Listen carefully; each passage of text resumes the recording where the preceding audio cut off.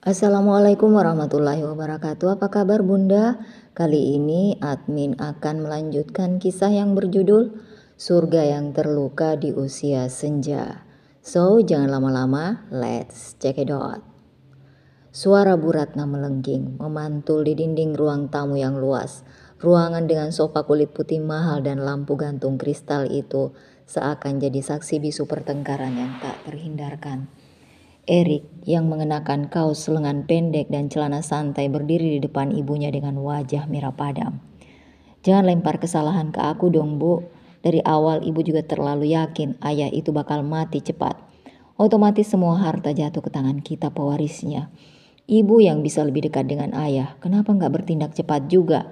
Malah arisan terus dan kumpul-kumpul dengan geng sosialita," seru Erik dengan wajah bersungut-sungut. Bu Ratna mendengus, berdiri dari sofa dan melipat tangan di dada. Wajahnya yang biasa tampil anggun kini penuh amarah.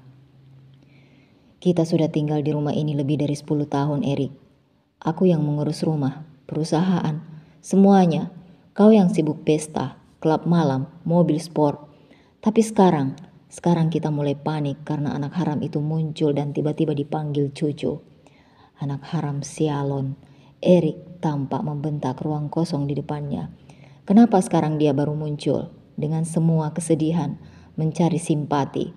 Pasti lelaki tua itu menangis waktu tahu dia anak kandung Kalingga. Lalu kita, apa yang kita lakukan jika dia datang dan mengambil semua ini dari kita? Tanya Erik. Kita bisa apa? Bahkan kita tidak bisa menunjukkan selembar pun bukti bahwa kita berhak atas aset yang ibu kelola dan nikmati selama ini. Bu Ratna terdiam sejenak, lalu menoleh tajam. "Jangan ajari aku soal hak. Aku istri sah Hasim. Aku yang mendampinginya waktu Diana telah tiada. Waktu dia terkapar di rumah sakit dan semua orang tak peduli. Tanpa aku, dia itu sudah mati bertahun-tahun lalu. Hasim harus berterima kasih pada ibu," ujar Bu Ratna emosi. Erik menggeleng dan tertawa kecil, sinis. "Tanpa ayah Hasim, kita pasti masih tinggal di rumah sempit. Utang menumpuk. Ayah kandungku mati karena serangan jantung dan meninggalkan kita tanpa apa-apa. Ibu tahu siapa yang menyelamatkan hidup kita, Bu? Pak Hasim. Sekarang kita terancam. Tidak bisa mengakui seluruh harta jadi milik kita. Kita bahkan gak punya surat kuasa apapun atas nama kita. Apa ibu sudah mencari di mana ayah menaruh semua berkas-berkas penting dan berharganya?" Tanya Erik. "Ibu sudah cari semua itu sebelum Hasim sakit. Di lemari, brankas, laci, semua kosong. Kau pikir ibu diam saja? Ibu juga berusaha mengamankan warisan. Tapi kenapa brankasnya kosong? Entah bagaimana semua dokumen penting lenyap. Bahkan buku tabungan dan surat rumah yang dulu disimpan Hasim tak ada. Makanya ibu, harusnya waktu itu kita paksa saja dia tanda tangani peralihan harta pakai cap jempolnya. Tapi ibu terlalu sibuk berakting jadi istri penyayang sampai lupa tujuan. Akhirnya sia-sia juga kita menyingkirkan pria tua itu," teriak Erik membanting gelas di meja di dekat kaki ibunya. Gelas itu pecah berkeping-keping. "Kurang ajar kamu, mulai berani sama ibu kamu." Bu Ratna yang terkejut refleks melayangkan tamparan keras ke pipi anaknya. Erik terpaku sejenak, rahangnya mengeras, matanya menatap ibunya dengan sorot yang dingin. Perlahan ia menyeka rasa nyeri di sudut bibirnya lalu melangkah mundur. "Lebih baik ibu berpikir bagaimana cara merayu ayah agar mau menandatangani surat kuasa penerima warisan. Tapi kalau tidak, jangan salahkan aku kalau aku mulai bertindak." "Apa maksudmu?" "Aku akan cari surat-surat itu sendiri. Kalau perlu, aku akan datang. Harni dan suaminya, mereka pasti tahu di mana Hasim menyimpan dokumen-dokumennya sebelum dia amnesia. Harni itu pembantu kepercayaannya bukan? Jangan-jangan dia tahu semuanya, tetapi membantu merahasiakan. Aku akan izin membawa ayah jalan-jalan, tapi menculiknya." Bu Ratna menyipitkan mata. "Hati-hati kalau bicara, Erik. Harni tahu banyak. Dia juga bisa menjatuhkan kita kalau dia mulai buka mulut." Erik tertawa hambar. "Jika Raka hadir dan benar-benar mulai mengungkit soal warisan, kita harus lebih dulu melangkah. Ibu pikir dia akan diam kalau tahu ayah ibunya juga meninggal dalam kondisi mencurigakan." Bu Ratna membeku. "Jangan ungkit soal itu," bisiknya dingin. Erik mendekat. "Ibu pikir kecelakaan itu benar-benar kecelakaan biasa. Aku lihat air pel di tangga waktu itu. Tidak biasa, tidak pernah ada pel di situ sebelumnya." "Cukup," Bu Ratna berteriak, suaranya bergetar. Itu tidak pernah terbukti, tidak ada saksi, tidak ada bukti. Riana jatuh dan itu saja, jangan menggali kuburan yang akan menyeret kita masuk. Kita sudah setengah masuk, Bu, tinggal tunggu kapan tanahnya ditimbun. Jadi apa rencanamu? Pertama, kita harus cari keberadaan dokumen-dokumen itu. Kalau perlu kita jebak Harni, buat dia bicara. Kedua, awasi Raka, dia bukan anak bodoh. Kalau dia menemukan berangkas atau surat wasiat, kita tamat. Bu Ratna memijat pelipisnya. Kepalanya berdenyut, rumah besar itu mendadak terasa sempit. Udara yang dulu sejuk kini menyesakkan. Aku tahu satu hal, jika Raka benar-benar cucu dari Riana dan Hasim, maka semua yang kita nikmati selama ini tak lebih dari pinjaman. Dan ingat, utang harus dibayar, sambung Erik tajam. Suara malam di luar semakin senyap. Di balik pintu ganda rumah mewah itu, dua manusia sedang bersiasat, bersekongkol menjaga warisan yang bukan milik mereka. Pagi belum gelap menyapa, matahari belum nampakkan sinarnya. Ketika Pak Mulyono berdiri di gerbang besi tinggi berwarna hitam rumah megah yang dulu milik majikannya Pak Hasim dan Bu Riana, tetapi kini ditempati Bu Ratna dan putranya. Udara masih dingin dan embun masih melekat di dedaunan pagar pembatas. Dengan setelan batik dan sepatu yang telah menginjak jalan keras puluhan tahun, pria parubaya itu berdiri dengan tenang, membawa tas selempang lusuh di pundaknya. Sorot matanya tajam, penuh tekad. Gerbang terbuka otomatis setelah seorang ART membukanya dari dalam. Bapak mencari siapa? Saya Mulyono, katakan saja ke Bu Ratna dan Den Erik. Ada yang datang membawa kabar penting. Mereka pasti akan tertarik mendengarnya, ujar Pak Mulyono dengan suara tenang namun penuh tekanan. ART itu mengangguk setuju dan meminta Pak Mulyono untuk menunggu. Gadis itu segera berlalu menemui pemilik rumah. Tak lama kemudian terdengar langkah tergesa dari dalam rumah. Bu Ratna yang mengenakan setelan satin putih dan Erik yang mengenakan jas tengah terbuka dengan dasi terjulur longgar muncul di depan pintu besar berukir. Begitu melihat siapa yang berdiri di pekarangan, wajah Bu Ratna berubah seketika. Astaga, kamu Mulyono, seru Bu Ratna dengan nada menghina. Berani-beraninya kamu menginjak rumah ini lagi. Sudah tidak tahu malu. Kau sudah dipecat dan tetap saja datang seperti pengemis, seru Bu Ratna sambil menatap sinis ke arah Pak Mulyono. Pak Mulyono, saya kira kau sudah pensiun dan kembali ke kampung. Mau apa datang ke sini pagi-pagi? Minta uang kasihan. Bukannya kamu menemani Pak tua kesayanganmu yang penyakitan itu.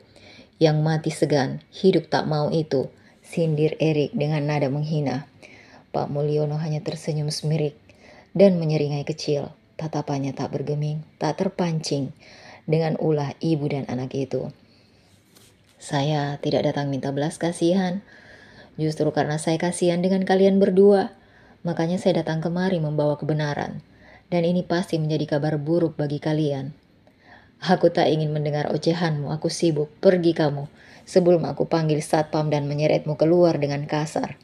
Namun sebelum sempat Bu Ratna membalikkan badan untuk meninggalkan mantan satpamnya itu, Pak Mulyono membuka tasnya dan mengeluarkan tablet. Ia memutar sebuah video. Tunggu dulu, Nyonya besar yang terhormat. Lihat ini dulu baru pergi. Pak Yono memanggil Bu Ratna dan mengarahkan gambar di layar HP pada Bu Ratna yang mau melihat ke arahnya lagi. Gambar yang menunjukkan Pak Hasim duduk dengan Raka dan Dira di sisinya, memegang tumpukan sertifikat, kotak perhiasan dan berkas kecil berisi uang, emas batangan dan surat kepemilikan perusahaan, rumah dan beberapa dokumen penting lainnya. Kedua netra Bu Ratna membola sempurna. Wajah Ratna langsung memucat. Apa-apaan ini? Tanyanya kebingungan. Pak Mulyono tersenyum sinis. Dia sudah menduga kedua orang ini ambisi ingin menjadi kaya, tetapi otaknya bodoh, bukan penjahat profesional. Keduanya hanya berpikir dengan menyingkirkan orangnya saja. Semua harta bisa dimiliki tanpa mengerti dokumen-dokumen penting kepemilikan aset berharga. Lebih fokus lagi nontonnya. Semua aset yang kalian nikmati selama ini bukan milik kalian. Nyonya Riana diam-diam telah menyelamatkan hartanya dan semua sudah diserahkan kembali pada Tuan Hasim dan keturunannya. Pak Hasim sudah semakin sehat dan bahagia dan sekarang dia bersiap kembali mengambil alih segalanya, termasuk perusahaan yang kau pimpin, Ratna. Para petinggi perusahaan sudah diberitahu oleh Pak Hasim sendiri jika Raka, cucu kandungnya, akan mengambil alih kendali. Berkas-berkas penting sudah di tangannya kalau hari ini kalian berdua. Bu Ratna mulai panik, matanya bergerak cepat, tubuhnya serasa tak bertulang. Berusaha mencari sandaran, tangannya gemetar. Itu tidak mungkin, tidak bisa. Aku, sudah menjalankan perusahaan selama bertahun-tahun. Itu semua milikku. Tanpa hak, potong Pak Mulyono. Dan kalian tahu lebih dari siapapun kalau kalian bukan ahli waris. Surat dari almarhum Buriana menjadi bukti dan menyelamatkan semua itu dari niat jahat kalian. Erik menendang pot kecil di halaman. Frustasi. Bangsot, ini jebakan. Ini pasti jebakan. Pak Mulyono tertawa kecil. Kau yang menggali jebakanmu sendiri, Den Erik. Rumah ini pun sebentar lagi akan diambil alih oleh keturunan sah Den Kalingga. Saya hanya datang untuk menyampaikan kabar, bukan mengemis, apalagi minta dikasihani. Tapi jangan khawatir, laporan ke polisi sedang disiapkan. Jadi mungkin ini kali terakhir kalian tinggal di rumah mewah ini tanpa rasa takut. Tinggal menghitung hari, nasihat kalian tak akan lagi senikmat hari ini. Tanpa menunggu reaksi selanjutnya dari ibu dan anak itu, Pak Mulyono membalikkan badan dan berjalan pergi. Di wajahnya tersungging senyum kemenangan. Senyum sinis yang tak bisa ditutupi. Puas sekali melihat wajah panik dan tegang kedua orang yang telah semena-mena dan merendahkan dirinya saat masih bekerja dengan mereka. Di belakangnya Bu Ratna jatuh terduduk di depan teras. Napasnya memburu. Bu, bagaimana ini? Kita harus cepat pergi ambil semua yang bisa dibawa. Mobil, motor, barang-barang di kamar Kalingga, di kamar Buriana. Kita pergi sebelum semuanya disita. Ratna menggertakkan giginya, tapi di dalam hatinya dia belum menyerah. Sementara itu, di rumah kontrakan Raka, Pak Hasim dan kedua cucunya sedang menikmati kebersamaan. Duduk di ruang tengah dikelilingi oleh kehangatan keluarga barunya. Raka sedang menyuapi sang kakek sambil menonton televisi di samping, sementara Bu Suci dan Nenek Ima berbincang di dapur. Tiba-tiba suara klakson keras terdengar dari luar. "Siapa itu?" tanya Bu Suci. Tak lama kemudian pintu utama diketuk keras-keras, lalu terdengar suara lantang. "Mas Hasim, buka pintunya. Aku istrimu, Ratna. Aku ingin bicara." Bu Suci bergegas ke depan. "Anda mau apa? Kau tidak punya hak lagi datang seenaknya." Bu Ratna mendorong pintu dengan emosi. "Jangan sok berkuasa, Suci. Aku masih istri sahnya. Aku yang merawatnya selama dia sedih dan terpuruk. Aku juga yang bertahan merawat saat Riana sakit. Aku yang menemani suamiku dengan sabar dan setia saat merasa dunia meninggalkannya. Tetapi kau juga yang mencuri semua darinya." Sahut suara dingin dari belakang Bu Suci. Raka muncul, berdiri tegak dengan membawa amplop coklat di tangannya. "Ini surat dari pengacara keluarga. Pernikahanmu dengan kakekku tidak sah secara hukum. Tidak pernah tercatat dan semua perbuatan kalian sudah cukup jadi bukti untuk membuka kembali kasus kematian nenekku. Jika kau dan Erik masih bersikeras tinggal di rumah itu atau adu nyali mencari masalah denganku, maka aku tidak segan-segan melaporkan kalian ke polisi. Karena bukti-bukti sudah ada di tanganku." Gertak Raka. Ratna terdiam, tangannya mengepal. "Kalian pikir kalian siapa? Anak-anak ingusan seperti kalian mau menghancurkan hidupku. Kami hanya mengambil kembali yang menjadi hak kami. Dan jika kalian tidak segera pergi, hukum yang akan bicara. Kalian bersiaplah, karena sudah pasti masuk penjara." Pak Hasim muncul dari balik ruang tamu. Tubuhnya lemah, tapi suaranya masih lantang. "Sudah cukup, Ratna. Permainan kita selesai. Jangan pikir wajah manismu bisa mengelabui aku lagi. Aku pernah buta mencintaimu, tapi sekarang tidak. Almarhum istriku bahkan memiliki bukti-bukti tentang kejahatanmu. Apa kau ingin melihatnya?" Ratna membuka mulut, ingin berkata-kata, tapi tubuhnya melemas. Ia sadar pertarungan ini sudah berakhir. Dengan geram ia berbalik dan menarik tangan putranya. "Ayo Erik, kita pergi." Malam hari dua sosok bergerak cepat di gelapnya malam, terlihat mengendap-endap keluar masuk ke rumah mewah itu. Erik menurunkan tas dari lantai atas, isinya penuh dengan dokumen dan barang-barang pribadi milik Kalingga. Bu Ratna juga memasukkan koleksi jam tangan dan cincin dari laci Pak Hasim ke dalam tas jinjing besar. "Ambil juga laptop dan kamera itu. Jual, bisa mahal. Sudah, cepat ke garasi, kita bawa semua mobil.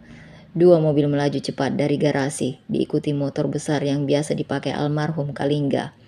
Dalam waktu 1 jam, rumah besar itu ditinggalkan kosong, hanya bayangan keserakahan dan kehancuran yang tersisa. Namun mereka lupa satu hal, semua pencurian itu telah terekam oleh kamera keamanan yang diaktifkan kembali oleh pihak pengacara atas perintah Pak Hasim, dan detik itu juga laporan sedang disiapkan. Pagi yang hangat di dalam kontrakan sederhana tempat Raka tinggal. Suasana penuh semangat dan harapan. Di ruang tengah, Pak Hasim duduk bersandar dengan selimut tipis di kakinya. Senyum menghiasi wajah tuanya yang tampak jauh lebih segar. Sejak menyaksikan sendiri jika warisan keluarga masih kembali menjadi miliknya dan cucu-cucunya. Kepalanya terus berpikir apa saja yang akan dilakukan untuk kebaikan dan kesuksesan Raka dan Dira. Satu persatu orang kepercayaan kembali dihubungi, dan semua menyambut kembalinya Pak Hasim dengan gembira. Ketukan di pintu membuyarkan percakapan kecil Raka yang tengah menyuapi kakeknya. Bu Suci yang berada di dapur bersama Neima segera membuka pintu. Pintu terbuka. Di ambang berdiri seorang pria gagah berkacamata dengan jas rapi dan tas kerja di tangannya. Assalamualaikum, permisi Bu. Saya pengacara keluarga Pak Hasim. Saya datang untuk membahas kelanjutan proses hukum Bu Ratna dan Erik. Waalaikumsalam warahmatullahi wabarakatuh.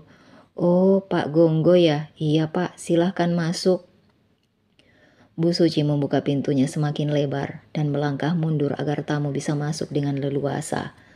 Pak Mulyono yang duduk tak jauh segera berdiri dan menyambut pengacara itu dengan senyum lebar.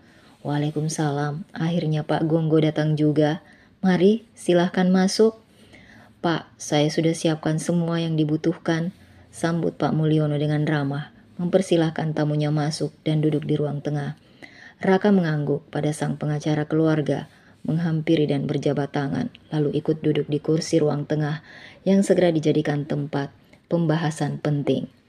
Pak Mulyono mengeluarkan flash disk dan rekaman CCTV dari saku tas lempangnya dan menyerahkannya ke pengacara itu. Semua terekam di sini, aksi Bu Ratna, Erik, dan beberapa temannya yang ikut membobol rumah, membawa kabur barang-barang berharga, 4 mobil, 2 motor, dan perhiasan. Mereka pikir rumah itu tak ada lagi CCTV-nya, hingga mereka bebas menjarah tanpa rasa takut ketahuan. Ucap Pak Mulyono dingin. Pengacara yang bernama Pak Gonggo itu segera membuka file di laptopnya, mempercepat video-video rekaman malam itu. Adegan demi adegan terlihat jelas. Erik menuruni tangga membawa koper. 2 pria bertopi membantu mengangkat berangkas kecil dan tas besar dari ruang belakang. Lalu Bu Ratna menyapu bersih isi laci-laci dengan gesit, seolah sedang mengosongkan sarang sebelum dibakar. Bagus sekali, ini bukti kuat untuk laporan pidana. Pak Gonggo segera mengangkat telepon, berbicara serius dengan koleganya. Di kejaksaan dan pihak kepolisian, tak butuh waktu lama, tim pelacak langsung digerakkan. Pak Mulyono menyandarkan tubuhnya sambil menghela napas lega. Akhirnya, apa yang selama ini saya rencanakan bisa menyudahi keangkuhan mereka. Saya tahu betul, Bu Ratna paling takut hidup miskin. Dia tak akan kuat hidup tanpa kemewahan. Mereka orang desa yang ditolong Bu Riana, tapi dibalas kejahatan luar biasa. Untungnya mereka bodoh, tak paham berkas-berkas penting. Dipikirnya bisa menguasai harta dengan cara menyingkirkan dan menghilangkan nyawa pemiliknya. Pengacara itu menatap Pak Hasim. Pak Hasim, saya sarankan agar Anda dan keluarga kembali lagi menempati rumah utama. Itu akan memudahkan dalam proses hukum dan sekaligus menjadi simbol bahwa kendali telah kembali pada tangan yang sah.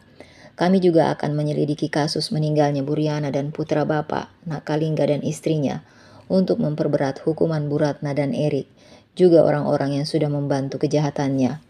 Setelah pindah, kita mengadakan acara syukuran, undangan keluarga, sahabat dekat, dan tetangga. Tunjukkan bahwa Anda sudah pulih dan kembali lagi juga memperkenalkan Den Raka dan Nondira, cucu Anda yang berhak atas semua harta yang keluarga Hasim Al-Farisi miliki. Ide bagus Pak Gonggo, mari kita rayakan kemenangan ini, bukan sebagai balas dendam, tetapi sebagai tanda bahwa yang hak pasti akan menang. Baik Pak Hasim, saya rasa cukup untuk hari ini. Saya akan menelpon Bapak melaporkan perkembangan laporan selanjutnya. Sekarang saya permisi dulu. Baik Pak Gonggo, terima kasih atas bantuannya. Semua saling berjabat tangan dan mengantar pengacara itu hingga ke pintu utama dan menghilang. Raka tersenyum lalu menghampiri sang kakek. Kakek, Raka izin keluar sebentar kek, ada yang harus Raka lakukan. Lakukan apa? Ketemu kekasihmu. Raka hanya tertawa kecil dan mengambil ponsel. Ia mengirim pesan pendek sebelum bersiap-siap pergi. Assalamualaikum. Syasha masih ingat taman tempat pertama kita bertemu. Temui aku di sana sore ini pukul 5 bisa. Aku tunggu di kursi yang dulu ya. Tak menunggu lama pesannya berubah centang biru. Waalaikumsalam. Oke, aku datang. Raka tersenyum, membaca balasan pesan dari istri rahasianya. Di taman kota yang rindang dan sejuk, Raka duduk di bangku batu di bawah pohon beringin besar. Dedaunan bergoyang, pelan ditiup angin senja. Suara burung, anak-anak bermain dan semilir angin membentuk suasana damai. Tak lama kemudian langkah kaki menghampirinya. Aisyah, gadis yang diam-diam dikaguminya muncul dari balik pepohonan. Mengenakan blus pink sederhana dan rok abu panjang dengan hijab pink tua bunga-bunga. Wajahnya nampak cantik dan tenang, tapi sorot matanya menyimpan banyak rasa. Assalamualaikum warahmatullahi wabarakatuh. Maaf Raka, membuatmu menunggu lama. Waalaikumsalam warahmatullahi wabarakatuh. Tak apa, demi kamu aku siap menunggu, jawab Raka dengan senyum tenang. Aisyah terkejut mendengar jawaban Raka yang tak biasanya. Pemuda di sampingnya, biasanya selalu bicara malu-malu juga tak berani merayu. Terima kasih sudah datang ya. Aku hanya ingin mengabarkan dalam waktu dekat, kakek dan kami semua akan pindah ke rumah kakek, lalu mengadakan syukuran. Alhamdulillah, bagus itu. Semoga acaranya berjalan lancar ya. Amin ya robbal alamin. Kamu orang pertama yang aku kasih tahu dan aku ingin kamu hadir juga di sana bersama Ayah Sandi dan Ibu Dinda. Keduanya duduk tanpa banyak kata. Lalu Aisyah berkata, suaranya bergetar halus. Raka, aku turut senang dengan perubahan hidup kamu. Sekarang kamu adalah pewaris harta kakekmu yang konglomerat dan pengusaha besar di negeri ini. Kamu sekarang seorang sultan muda. Sebentar lagi kamu jadi pengusaha. Tentang jodohmu bukan kesepakatan dengan kakek. Beliau pasti mencari yang lebih baik dan membuat nyaman seluruh keluarga. Aku merasa Ayu sangat dekat dengan kakek. Dia wanita baik dan tulus. Keluargamu pasti mendukung dia. Atau kamu punya pilihan lain nanti setelah mengenal banyak orang setelah jadi pengusaha, ujar Aisyah tanpa berani menatap Raka. Kok bilang begitu sih? Raka menatap Aisyah lekat-lekat. Ini lagi ngobrol serius, ngapain senyum-senyum? Kalau hatimu sudah tertambat pada yang lain. Aku ikhlas melepasmu. Sekarang hidupmu kan sudah berubah. Kau punya masa depan yang bagus. Aku tidak ingin jadi penghalang. Yakin kamu ikhlas kalau aku jadi sama yang lain? Kalau ikhlas ngomongnya pasti sambil senyum. Kalau mau nangis seperti ini pasti gak ikhlas, iya kan? Aisyah mendongak kaget. Apaan sih? Wajahmu tak bisa bohong Aisyah. Kau tidak sedang ingin melepas. Kamu hanya takut tersakiti.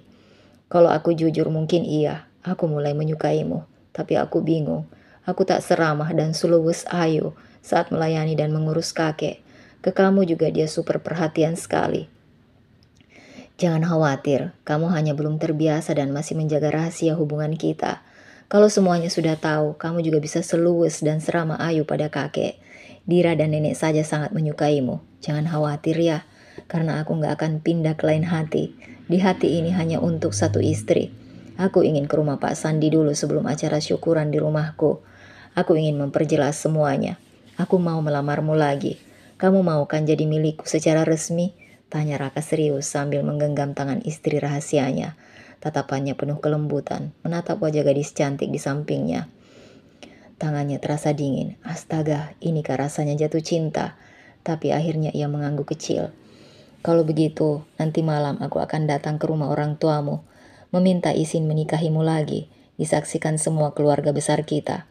Aku akan rayakan pernikahan kita dengan acara besar dan sakral, karena kamu pantas dimuliakan, tidak pantas menerima perlakuan seperti di desa waktu itu. Namun aku tetap bersyukur karena kejadian itu. Akhirnya Tuhan menjadikan Tuan Putri secantik dan sebaik hati ini menjadi milikku yang ikhlas menerimaku.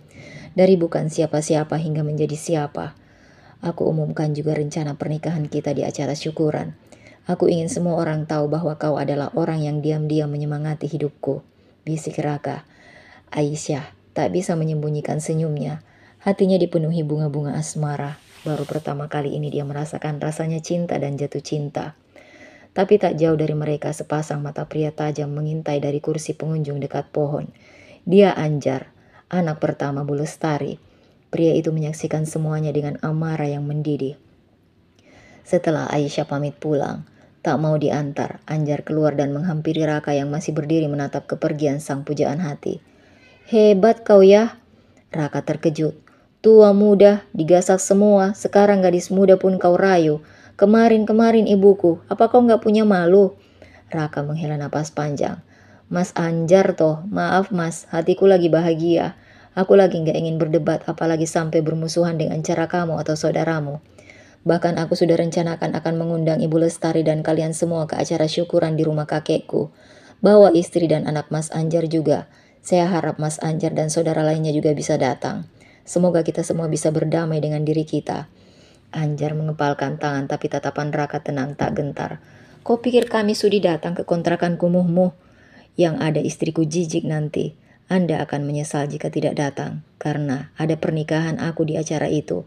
Anda pasti penasaran kan? Ingin tahu istri saya? Agar tidak memelihara rasa sakit hati yang gak jelas dan salah paham yang gak benar. Kasihan seorang ibu yang mulia dan tulus hati kalian pandang dengan buruk sangka. Padahal jarang dijumpa, malah membuat hatinya terluka."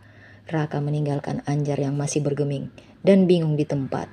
Kata-kata Raka meninggalkan jejak, menampar keras harga diri seorang anak yang selama ini lebih sibuk menjaga ego daripada menyembuhkan luka ibunya sendiri. Anjar masih berdiri kaku. Ini bukan tentang suka atau tidak, ini tentang menghargai orang yang selama ini berjuang untuk kebaikan dan kesuksesan anak-anaknya. Ucapan pria muda itu bergema terus di kepalanya.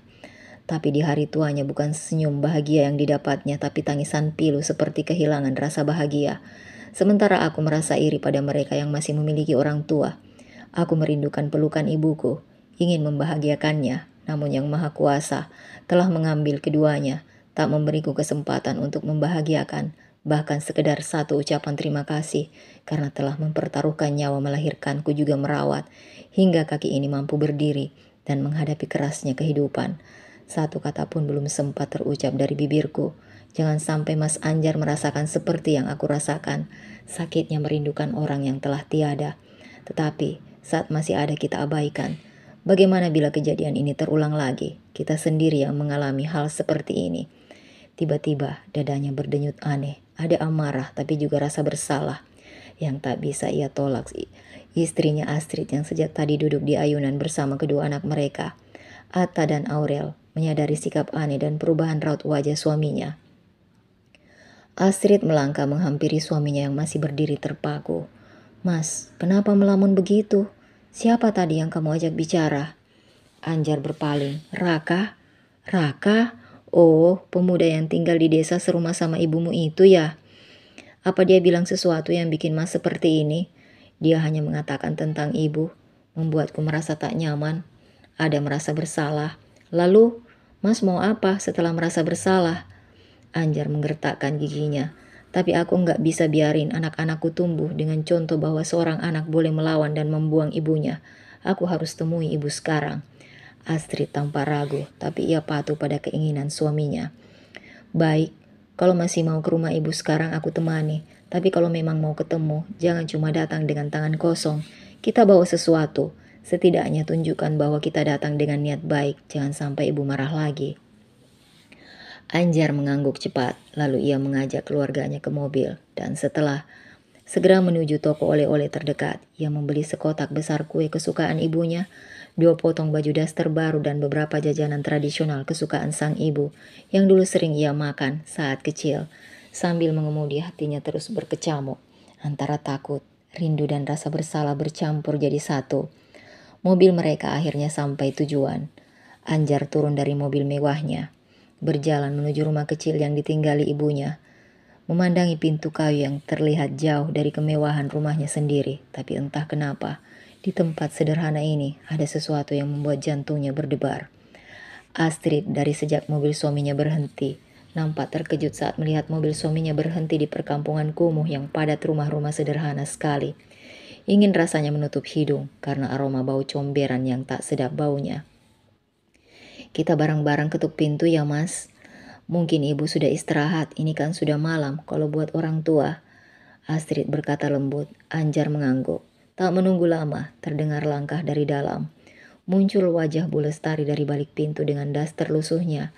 Aroma bawang goreng menyeruak menyambut penciuman para tamunya. Anjar, kamu datang nak? Tanya Bu Lestari dengan wajah terkejut. Kedua bola mata membola sempurna. Sejak kejadian dia memukuli anak-anaknya karena telah lancang memukuli Raka. Ketiga anaknya tak ada yang datang. Iya bu, kami boleh ketemu ibu sekarang? Kita mengobrol sambil ngemil makanan yang aku bawa buat ibu. Bu Lestari menatap putra pertamanya lekat-lekat. Mencari kejujuran di sorot matanya. Membiarkan putra, menantu dan cucunya masuk ke dalam rumah. Anjar melangkah masuk perlahan. Bu Lestari melangkah menuju ruang tengah. Sebelum mengobrol serius, Astrid mengajak ibu mertuanya untuk makan malam bersama agar nanti tidak ada kemarahan di hati ibu mertuanya. Bu Siti yang baru saja keluar dari dapur, saat ia melihat Anjar, matanya membelalak, tangannya refleks menggenggam lengan Bu Lestari. Kamu datang lagi mau apa? Jangan marahi ibumu lagi ya. Aku datang baik-baik, aku datang bukan mau marah-marah. Aku bawa istri dan anak-anak juga. Aku cuma pengen ngobrol dan makan bersama ibu. Semua yang ada di ruangan itu membisu. Nenek Siti melirik ke arah Bu Lestari. Nek, ayo lanjut bantu di dapur ya. Biar kami bicara dulu. Ini oleh-oleh buat ibu. Ibu pasti suka. Bika Ambon dan ini ada baju baru. Astrid yang belikan. Sama jajanan kampung yang ibu suka. Bu Lestari menjawab, matanya masih berkaca-kaca menahan gejolak batin. Bu, maafkan kami ya. Mungkin kami ada salah besar, tapi tolong beri kami kesempatan untuk memperbaikinya. Kedua anak mereka maju ke depan dan spontan berkata, Nenek, kami juga kangen. Kedua bocah kecil itu segera merangkul sang nenek. Hati Bu Lestari runtuh seketika. Air matanya meleleh tanpa bisa dicegah. Kenapa baru sekarang? Kenapa setelah ibu sakit hati? Pergi dan merasa sendiri kalian baru sadar, isaknya lirih. Karena aku bodoh, Bu. Karena aku pikir menjaga gengsi lebih penting dari menjaga hati orang tua. Tapi Raka membuka mataku. Dia yang bukan darah daging ibu malah lebih baik daripada aku. Aku malu, Bu. Bu Lestari menarik nafas dalam. Matanya bertemu dengan mata anak sulungnya yang sudah penuh kerutan juga. Apakah ucapan putranya bisa dipercaya? Apakah putranya ada maksud tersembunyi, tiba-tiba berubah baik?